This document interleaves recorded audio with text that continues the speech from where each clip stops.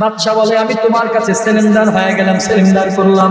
হ্যাঁ হ্যাঁ আমি মেনে নিলাম। কোন ইমানদার মুসলমানেরা কখনো তাদের ইমানটাকে বিক্রি করে না, টাকার বিনিময়ে বিক্রি করে না, নারীর বিনিময়ে বিক্রি করে না, ক্ষমতার লোভে বিক্রি করে না। ইমানদারেরা কখনো মৃত্যুকে পরোয়া করে না। আমি মেনে নিলাম, তোমাকে আমি ছেড়ে দিব। ও আব্দুল্লাহ, আমারও তো একটা ইজ্জত আছে, আমারও তো একটা সম্মান আছে, আমি তোমাকে ছেড়ে দিব। তবে আমার একটা শর্ত আছে, আমার ইজ্জতের সওয়াল, আমার ইজ্জতের প্রশ্ন এটা। আমার ইজ্জতের কারণে ছোট্ট একটা কাজ তোমাকে করতে হবে। যদি এই ছোট কাজটা তুমি করতে পারো তো আমি তোমাকে মুক্তি দিয়ে দিব। সেই কাজটা হলো আমার খাতিরে, আমার সম্মানে, আমার ইজ্জতের খাতিরে আমার কপালের মধ্যে একটা চুমু দিবা। যদি একটা চুমু দাও তো আমি তোমাকে মুক্তি দিয়ে দেব। কিছু সময় চুপ থাকার পরে আব্দুল্লাহ বিন হুযাফা রাদিয়াল্লাহু তাআলা আনহু বলেন, ও হেরাক্লিয়াস, তোমার কপালে আমি চুমু দিতে পারি, তবে পাল্টা আমারও একটা শর্ত আছে। ঈমান বড় দামি একটা ব্যাপার, ঈমান বড় দামি একটা বিষয়।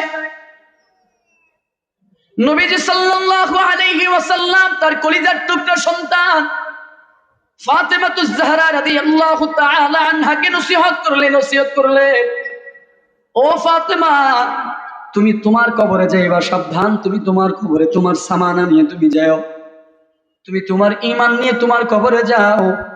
কবরে গিয়ে যদি পরিচয় দাও আমি আখির জামানার পয়গম্বরের কন্যা সন্তান, রাসূল বলেন এই পরিচয় দিয়ে কিন্তু তুমি কবর থেকে নাজাত পাইবা না। সুতরাং তুমি তোমার ঈমান নিয়ে দুনিয়া থেকে বিদায় হবা, তুমি তোমার ঈমান নিয়ে কবরে যাও। ফাতেমাতুজ জাহরা রাদিয়াল্লাহু তাআলা আনহার যখন ইন্তেকাল হয়ে গেল, আপনার আমার পয়গম্বরের ইন্তেকালের 6 মাস পরে যখন ইন্তেকাল হয়, রাতের আধারে দুনিয়া থেকে যখন বিদায় হয়ে যায়, রাতের আধারে আবার দাফন কাফনের কার্যক্রম সম্পন্ন হয়ে যাবে। এই সংবাদটা যখন রাসূলের খাদেম আবু যর গিফারি রাদিয়াল্লাহু তাআলা আনহু তিনি যখন এই সংবাদটা শুনতে পেলেন, ফাতেমার ইন্তেকালের সংবাদটা শোনার পরে তিনি ফাতেমাতুজ জাহরা রাদিয়াল্লাহু তাআলা আনহার কবরের মধ্যে গিয়া, জান্নাতুল বাকির মধ্যে গিয়ে কবরের মধ্যে গিয়া সম্বোধন করে, কবরকে সম্বোধন করে বলে, সাবধান কবর শোনো, তোমার গর্ভে আজকে কাকে রাখা হবে জানো? তোমার গর্ভে আজকে কাকে রাখা হবে তুমি কি জানো? সাবধান কবর, কোনো বেয়াদবি করবা না। তোমার গর্ভে আজকে রাখা হবে সাইয়্যিদুল মুরসালিন খাতামুন নবিয়্যিন মুহাম্মাদুর রাসূলুল্লাহ সাল্লাল্লাহু আলাইহি ওয়াসাল্লামের কলিজার টুকরা সন্তানকে রাখা হবে। খবরদার কবর, কোনো বেয়াদবি করবা না, কোনো বেয়াদবি করবা না। কবরকে আবার সম্বোধন করে বলে, কবর, খবরদার কোনো বেয়াদবি করবা না। তোমার গর্ভে আজকে কাকে রাখা হবে জানো? তোমার গর্ভে জান্নাতি মহিলাদের সরদার ফাতেমাকে রাখা হবে। তোমার গর্ভে কাকে রাখা হবে জানো? শেরে খোদা আলীর স্ত্রীকে তোমার গর্ভে রাখা হবে। জান্নাতি যুবকদের সরদার হাসান হুসাইনের মাকে তোমার গর্ভে রাখা হবে। সাবধান কবর, সাবধান, খবরদার কোনো বেয়াদবি করবা না, খবরদার কোনো অসন্তোষমূলক আচরণ করবা না। আল্লাহর কুদরত, আল্লাহর নিদর্শন প্রকাশ পেয়ে গেল। কবর মানুষের মতো করে কণ্ঠ ছেড়ে ডাইকা বলি, ও আবু যর গিফারি শোনো, আলা বাইতুত তুরাব, আমি মাটির কবর। আমি কোন জান্নাতি মহিলাদের সরদারকে চিনি না, আমি কোন হাসান হুসাইনের মাকে আমি চিনি না, আমি কোন আলীর স্ত্রীকে চিনি না, আমি কোন সাইয়্যিদুল মুরসালিন শেষ নবীর কন্যাকে আমি চিনি না। আমি চিনি দুইটা জিনিস, একটা হলো ঈমান নেক আমল, আর একটা হলো বেঈমান বদ আমল। যেই মানুষটা ঈমান আর নেক আমল নিয়ে আমি মাটির গর্ভে আসতে পারবে, সে দেখবে আমার সুন্দর আচরণ, সুন্দর ব্যবহার।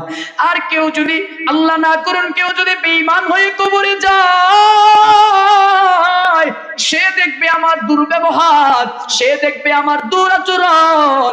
এজন্য আমি মাটির কবর ঈমান ব্যতীত আর কাউকে চিনি না, নেক আমল ব্যতীত অন্য কাউকে আর চিনি না। জানো কি বন্ধু, জানো ঈমান যারা আনয়ন করবে তাদেরকে মুমিন বলা হয়। ওই মুমিনের দাম আল্লাহর কাছে কত বড় জানো? ঈমান যারা আনয়ন করবে তাদেরকে বলা হয় মুমিন, তারা হলো বিশ্বাসী।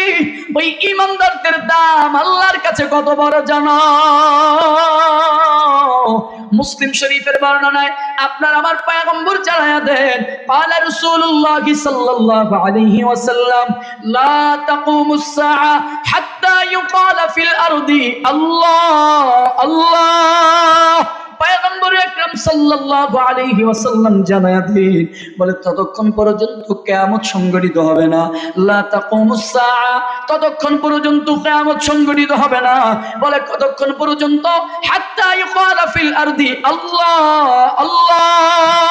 রাসূল জানায়া দেন, যতক্ষণ পর্যন্ত জমিনের মধ্যে একজন আল্লাহর বান্দা থাকবে যাদের জবান দিয়ে উচ্চারণ হবে আল্লাহ আল্লাহ, যার জবান দিয়ে আল্লাহ আল্লাহ উচ্চারণ হবে, এমন একজন গোলাম যদি দুনিয়ার মধ্যে জীবিত থাকে, জিন্দা থাকে, রাসূল বলেন ততদিন পর্যন্ত জমিন ধ্বংস হবে না, ততদিন পর্যন্ত জমিনের মধ্যে কিয়ামত হবে না।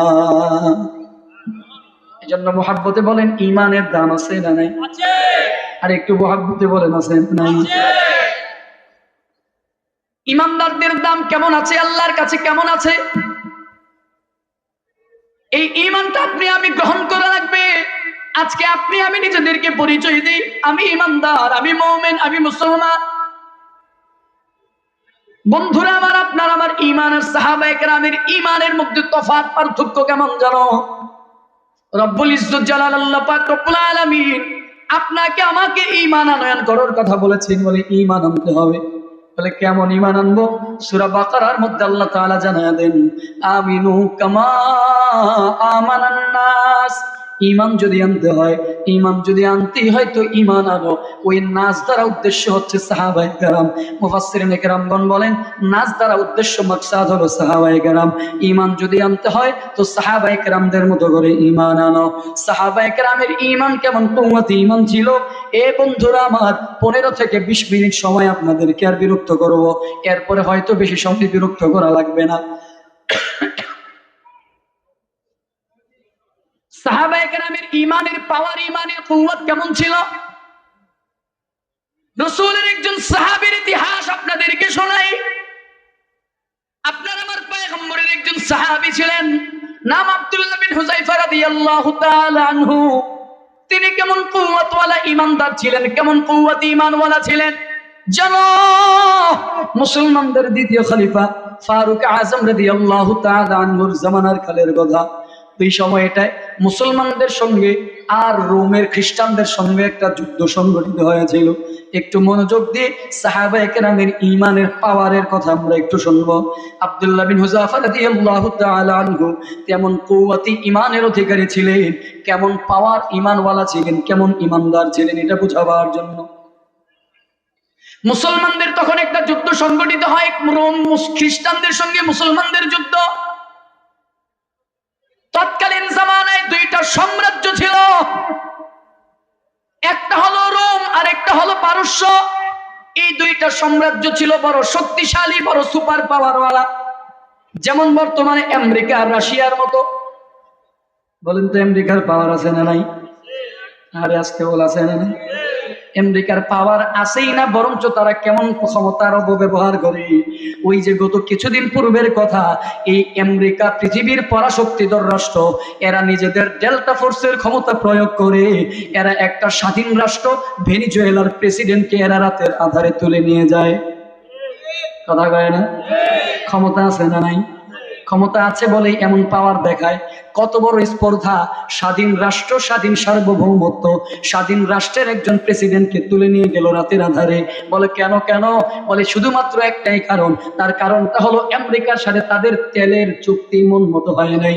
চুক্তি মন মতো না হওয়ার কারণে বিভিন্ন অজুহাত দেখায়া বলে ওই ভেনেজুয়েলার প্রেসিডেন্টকে রাতের আধারে তুলে নিয়ে গেল। আবার বিচার করবে, তাদের মন মতো বিচার করবে। মনে করেন না আপনি আমি বিচারে, আপনি আমি বড় নীরবে আছি, আপনি আমি বড় নিরাপদে আছি। ভেনেজুয়েলার প্রেসিডেন্টকে যদি তুলে নিয়ে যাইতে পারে রাতের আধারে, তো আপনি আমি বাংলাদেশের মুসলমান মনে করেন না আপনি আমি নিরাপদ আছি? হঠাৎ করে একদিন দেখবেন আপনার আমার কোন কোন ইমানদারদেরকে রাতের আধারে তুলে নিয়ে গেছে।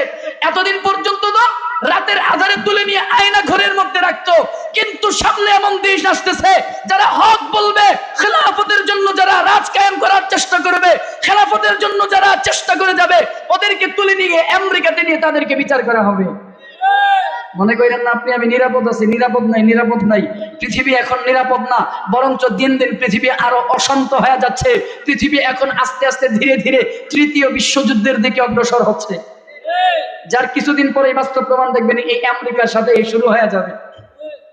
হ্যাঁ, বর্তমানে চলছে না, এই আমেরিকাকে টক্কর দেওয়ার মতো কেউ নাই। হ্যাঁ, আছে শুধুমাত্র একটা রাষ্ট্র, সেটা হলো ইরান। হ্যাঁ, কথা কয় না, শুধুমাত্র ইরানেরই ক্ষমতা আছে ওই আমেরিকার দিকে বাঁকা নজরে চোখ তুলে তাকাবার জন্য। যতই বলেন সৌদি আরব, যতই বলেন পাকিস্তান, যতই বলেন কাশ্মীর, আফগানিস্তান, এখন এরা আস্তে আস্তে কেমন যেন বিলাই হয়ে যাইতেছে। ক্ষমতার কাছে মাথা বিক্রি করে দিচ্ছে, ক্ষমতার কাছে মাথা বিক্রি করে দিচ্ছে। হ্যাঁ, আমরা দোয়া করি সেই দিন আল্লাহ আমাদেরকে না দেখাক। যদি সেই দিন চলে আসে, আল্লাহ মাফ করুন, ঈমান হারা হয়ে আপনাকে আমাকে দুনিয়া থেকে বিদায় হওয়া লাগবে। আপনি আমি মনে করতেছি নিরাপদ আছি, নিরাপদ নাই। রাতের আধারে দেখবেন উঠাই নিয়ে গেছে।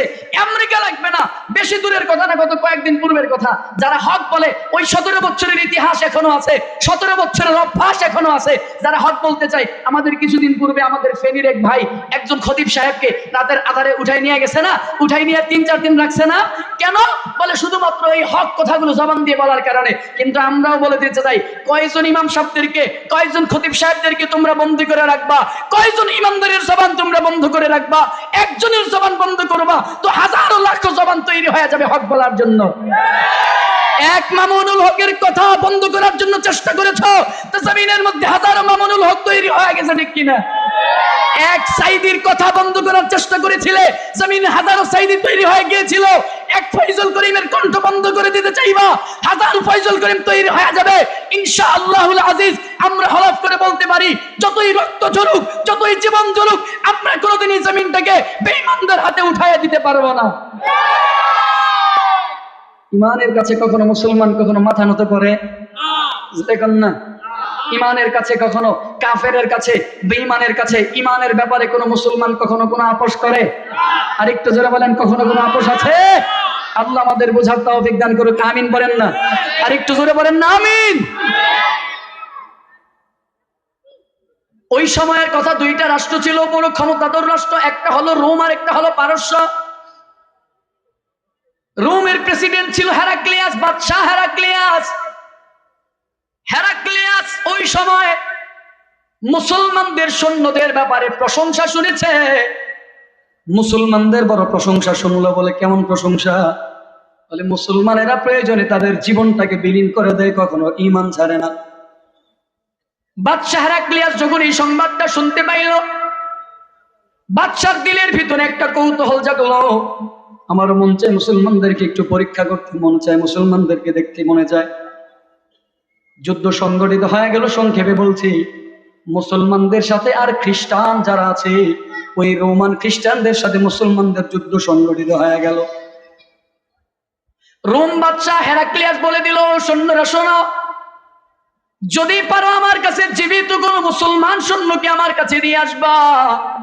আমি ওই মুসলমান সৈন্যের ইমানের পরীক্ষা করে দেখতে চাই, আমি তাদের ইমানটাকে বাজায়া দেখতে চাই। এই জন্য যদি পারো মুসলমান কোন সৈন্যকে জিন্দা জীবিত আমার কাছে নিয়ে আসবা। যুদ্ধ সংগঠিত হয়ে গেল। ঘটনাক্রমে মুসলমানদের একটা কাফেলা খ্রিস্টানদের সৈন্যদের হাতে ওই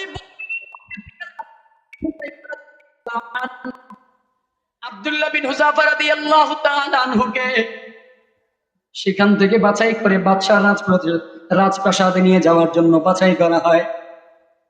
সিদ্ধান্ত নিল, সৈন্যরা চিন্তা করলো এখান থেকে আব্দুল্লাহ বিন হুযাইফাকে বাদশাহ রাজপ্রাসাদে নিয়ে যাব। বলে কেন? বাদশাহ বলেছে পরীক্ষা করার জন্য, পরীক্ষা করবে সেই কারণে। মুসলমান বন্ধুরা আমার, একটু মনোযোগ দিয়ে শোনেন। সাহাবায়ে কেরামের ঈমানের কেমন কুওয়াত ছিল, কেমন পাওয়ার ছিল। সাহাবায়ে কেরামের কেমন শক্তিশালী কুওয়াতে ঈমানদার ছিলেন। আব্দুল্লাহ বিন হুযাফা রাদিয়াল্লাহু তাআলা আনহুকে যখন বাদশাহ রাজপ্রাসাদে নিয়ে যাওয়া হয়, ওই আব্দুল্লাহ বিন হুযাফাকে বাদশাহ রাজপ্রাসাদে নেওয়ার জন্য, বাদশার কাছে পৌঁছাবার জন্য একটা গেট তৈরি করেছিল, একটা রাস্তা, একটা গেট তৈরি করলো। বলে ওই গেটটা কেমন করে তৈরি করলো? বলে গেটটা ছোট করে নিচু করে, চিকন করে ছোট আর নিচু করে গেটটা তৈরি করলো। তার মানে কেউ যদি এই গেট দিয়ে প্রবেশ করতে চায়, মাথাটাকে নত করে, মাথাটা নোয়ায়া তারপরে সেই গেট দিয়ে প্রবেশ করা লাগবে। এর দ্বারা বুঝাইতে যায়, তুমি যদি আমার কাছে আসতে চাও তো আমার কাছে সিলিন্ডার করে মাথা নত করে আমার কাছে আসবা। সৈন্যরা সব মাথা নত করে সিলিন্ডার করে বাদশার রাজপ্রাসাদে যায়। আব্দুল্লাহ বিন হুযাফা রাদিয়াল্লাহু তাআলা আনহুর সময় যখন আসলো, তিনি ওই গেট দিয়ে যখন প্রবেশ করবেন, তিনি চিন্তা করলেন, না না, আমি তো এই খ্রিস্টান বাদশার সামনে মাথাটাকে নত করতে পারি না, কারণ আমার মাথা যদি নত করতে হয় একজনের কাছে করবো। জোরে বলেন তিনি কে? আমি আমার এই মাথাটাকে কোনো বেঈমানের কাছে নত করতে পারি না, সিলিন্ডার করতে পারি না, কি করব, কি করা যায়? তিনি চিন্তা করলেন, বুদ্ধি করলেন, কি করা যায়? সব মানুষ তো আগে মাথা দেয়, আগে পা দেয় পরে, কিন্তু আব্দুল্লাহ বিন হুযাফা একটু বিকল্প ব্যবস্থা চিন্তা গ্রহণ করলেন। বলে, সবাই তো আগে মাথা দেয়, আমি আগে মাথা দিব না, আমি আগে পা দিব, মাথাটাকে পরে দিব। মানে সবাই সামনে মাথা ঝুঁকে তারপর প্রবেশ করে, আর আব্দুল্লাহ বিন হুযাফা বিসমিল্লাহ বলে আগে পা দিয়া মাথাটাকে পিছন দিক দিয়ে একটু কষ্ট করে ভিতরে ঢুকলেন। আর বাদশাকে বুঝাইয়া দিলেন, বাদশাহ, দুনিয়ার সব মানুষ তোমার কাছে মাথা নত করলেও আমি আব্দুল্লাহ তোমার কাছে মাথা নত করব না, আমার কাছে তোমার পাওয়ার হলো জিরো। আল্লাহু আকবার বলেন না। সুন্দরাতি গরম হয়ে গেল, এত বড় স্পর্ধা। আমাদের বাদশারে তুমি বৃদ্ধাঙ্গুলি দেখাও, ক্ষমতার বাহাদুরি দেখাও, আসছো আমাদের ডেরায়, আবার আমাদেরকে তুমি বৃদ্ধাঙ্গুলি দেখাও, এত বড় স্পর্ধা। ভিতরে প্রবেশ করার পরে তিনি কোনো কথাবার্তা নাই, গিয়ে সোজা স্টেজের মধ্যে চেয়ারের মধ্যে বসলেন। হেরাক্লিয়াসের ভাই মাঝখানে বসা। হেরাক্লিয়াসের ভাই, বাদশার ভাই রাগান্বিত হয়ে গেলেন, রক্ত গরম হয়ে গেল। এত বড় স্পর্ধা, আমাদের বাদশাকে তুমি বৃদ্ধাঙ্গুলি দেখাও, আবার পারমিশন ছাড়াই চেয়ারের মধ্যে বসে গেল। তলোয়ার বের করে ফেললো, বলে কতল করে ফেলবে, দুনিয়া থেকে এখনই বিদায় করে দিবে। বাদশা হেরাক্লিয়াস কয়ে, শান্ত হও, ধৈর্য ধারণ করো, নিয়ে আসলাম পরীক্ষা করার জন্য, পরীক্ষা করতে দাও, দেখো কি হয় ঘটনা। এবার বাদশা হেরাক্লিয়াস আব্দুল্লাহ বিন হুযাফা রাদিয়াল্লাহু তাআলা আনহুকে বলেন, আব্দুল্লাহ, তোমাকে আমার কাছে কেন নিয়ে আসলাম তুমি কি জানো? বলেন, না জানি না। বলো কি জন্য নিয়ে আসছো? বাদশা হেরাক্লিয়াস বলে, আব্দুল্লাহ, তোমাকে আমার কাছে নিয়ে আসার পিছনে কারণ হলো, আমার একটা সুন্দরী রমণী আছে, আমার একটা সুন্দরী কন্যা আছে, যেই চেহারা এত সুন্দর আমার এলাকার আশেপাশে আর কারো নাই। একটা সুন্দরী যুবতী, একটা কন্যা সন্তান আছে, আমার এই সন্তানটাকে তোমার কাছে বিবাহ দিতে চাই। তবে বিনিময় শর্ত হলো, তুমি মুহাম্মদের ধর্মকে ত্যাগ করে আমার ধর্ম খ্রিস্টান ধর্মে তোমাকে দীক্ষিত হওয়া লাগবে। মানে ঈমান হারাইয়া তুমি মুসলমান ধর্মকে ত্যাগ করে ইসলাম ধর্মকে বাদ দিয়া, তুমি কালেমা বাদ দিয়া তুমি খ্রিস্টান ধর্মে তুমি গ্রহণ করা লাগবে। যদি এই শর্তটা রাজি থাকো, আমার সুন্দর মেয়েটা আমি তোমার কাছে বিবাহ দিতে চাই। আব্দুল্লাহ বিন হুযাফা একটা জবাব দিয়েছিলেন, মনোযোগ দিয়ে জবাবটা শোনেন। আব্দুল্লাহ বিন হুযাফা রাদিয়াল্লাহু তাআলা আনহু বলেন, ইয়া কালবার রুম। আল্লাহু আকবার। আব্দুল্লাহ বিন হুযাফা বলেন, চোখের উপরে মুখের উপরে জবাব দিলেন, ইয়া কালবার রুম, হে রোমের কুত্তা। আল্লাহু আকবার। আরেকটু জোরে বলেন আল্লাহু আকবার। বাদশার সামনে, বাদশার মুখের উপরে, প্রস্তাবের উপরে এভাবে জবাব দিয়ে দিলেন, ইয়া কালবার রুম, হে রোমের কুত্তা, হে রোমের কুকুর, শোনো। আব্দুল্লাহ বিন হুযাফা রাদিয়াল্লাহু তাআলা আনহু জবাব দিলেন, শোনো, শুধুমাত্র তোমার একটা কন্যা সন্তান কেন, গোটা পৃথিবীর কন্যা সন্তান গুনবাই না, আমার পায়ের মধ্যে যদি ঢাইলা দাও, গোটা পৃথিবীর সমস্ত সুন্দরী মেয়েদেরকে যদি আমার পায়ের মধ্যে ঢেলে দাও, আর বিনিময়ে যদি বলো ঈমান ছাড়তে হবে, আল্লাহর কসম ঈমান ছাড়তে পারবো না। দুনিয়ার সব মানুষগুলোকে লাথি দিতে পারবো, দুনিয়ার সব সুন্দরীদেরকে লাথি মারতে পারবো, মাগার কোনোদিন কখনো ঈমান ছাড়তে পারবো না। বাদশা হেরাক্লিয়াস বলে, আব্দুল্লাহ, মজার একটা ব্যাপার আছে। বলে, একটা মজার ব্যাপার আছে। কি মজার ব্যাপার? বলে, মজার ব্যাপার হলো, আমার কোনো সন্তান নাই, একটাই সন্তান, সেটাই হলো কন্যা। জীবনীটা যদিও আর একটু শর্ট করে, একটু মজা লাগায় একটু বলতেছি আর কি, আবার রাগ করেন না তো। একেবারে যেভাবে বলতেছি জীবনী সেইভাবে কিন্তু লেখা নাই, একটু রসকস লাগায় একটু প্রেজেন্ট করা হচ্ছে আর কি, আবার রাগ করবেন না তো। আবার বাচ্চা ডাক দিয়ে বলে, আব্দুল্লাহ শুনো, মজার ব্যাপারটা হলো, আমার আর কোনো সন্তান নাই, একটাই মাত্র সন্তান, একটাই মাত্র সন্তান, সেই সন্তানটাকে তোমার কাছে বিবাহ দিতে যাই। যদি আব্দুল্লাহ তুমি যদি এই সন্তানটাকে গ্রহণ করো, আমার এই মেয়েটাকে যদি তুমি এখন বিবাহ করো, তার মানে কি ঘটবে জানো? অর্ধেক রোম সাম্রাজ্যের রাজত্বের বাদশা আমি তোমাকে এখনই বানায় দেব, আর বাকি অর্ধেক রাজত্ব আমার ইন্তেকালের পরে, মৃত্যুর পরে তুমি বাকি অর্ধেক রাজত্ব পেয়ে যাইবা। তার মানে তুমি যদি আমার মেয়েটাকে বিবাহ করো, একে তো সুন্দরী মেয়ে পাইবা, দ্বিতীয়ত আমার মৃত্যুর পরে গোটা রোম সাম্রাজ্যের বাদশা হয়ে যাইবা। বিনিময়ে তোমাকে ঈমান ছাড়তে হবে, ইসলাম ধর্মকে ত্যাগ করা লাগবে। বলো ইসলাম ধর্মকে ত্যাগ করতে রাজি কিনা? যদি ইসলামকে ত্যাগ করতে পারো তো আমার মেয়েটাকেও বিবাহ দিব, দুনিয়ার ক্ষমতাও পেয়ে যাইবা। আল্লাহর কসম, আব্দুল্লাহ বিন হুযাফা রাদিয়াল্লাহু তাআলা আনহু বলেন, ও রোমের কুকুর শোনো, তুমি শুধুমাত্র তোমার একটা কন্যা সন্তান কেন, শুধুমাত্র তোমার এই রোম সাম্রাজ্যের ক্ষমতা কেন, আমি আব্দুল্লাহ বিন হুযাফার পায়ের সামনে যদি পৃথিবীর সমস্ত সুন্দরী মেয়েদেরকে আইনা দাও, তুমি যদি আমার পায়ের সামনে গোটা দুনিয়ার ক্ষমতাও যদি আইনা দাও, আমি দুনিয়ার ক্ষমতাকে লাথি মারবো, দুনিয়ার সুন্দরীদেরকে লাথি মারবো, আল্লাহর কসম কোনদিন ঈমান ছাড়বো না। আল্লাহু আকবার বলেন না। এই হলো সাহাবায়ে কেরামের ঈমান, এটাই হলো সাহাবীদের ঈমান। জানো কি বন্ধু, জানো তুমি আমি যদি আজকে এই পরিস্থিতির মধ্যে পড়তাম, যখন তোমার আমার জবাব হয়ে যাইতো, সুযোগ জীবনে বারবার আসে না। হ্যাঁ, তুমি আমি যদি এই পরিস্থিতির মধ্যে পড়তাম, তো জবান দিয়ে অটোমেটিক বের হয়ে যাইতো, সুযোগ জীবনে বারবার আসে না, সুযোগটা কাজে লাগাও, প্রয়োজনে আবার দ্বিতীয়বার ঈমান গ্রহণ করব। আল্লাহর কসম, এই পরিস্থিতিতে যদি তুমি আমি পড়তাম, আমার তো মনে হয় আমি পড়লেও আমি ঈমানটাকে বিক্রি করে দিতাম। আমার কথা বলছি, আপনাদের কথা না, আবার নিজেদের গায়ে মাইখেন না। আব্দুল্লাহ বিন হুযায়ফা রাদিয়াল্লাহু তাআলা আনহুর এই জবাব শোনার পরে বাদশাহ মনক্ষুণ্ণ হয়ে গেল। বাদশাহ বলতেছে, একটা কাজ করো, লোভ দেখায় যেহেতু তাকে কন্ট্রোল করতে পারি নাই, এবার তার একটা কাজ করো, এবার তারে ভয় দেখাও, ভয়। নারীর লোভ দেখাইলাম, ক্ষমতার লোভ দেখাইলাম, পারি নাই। বাজান মনে রাখেন একটা কথা, টাকার লোভটা সামলানো বড় সহজ, কিন্তু নারীর লোভ সামলানো বড় কঠিন। ঠিক বললেও ঠিক, না বললেও ঠিক। অল্প কিছু পুরুষ জাতি ছাড়া, সামান্য কিছু পুরুষ ছাড়া বাকি পুরুষের সামনে যদি সামনে 1000 টাকা পড়ে থাকে ধরবে না, কিন্তু সুযোগ পাইলে কোনো মেয়ে যদি সামনে আসে তাকে ছাড়বে না।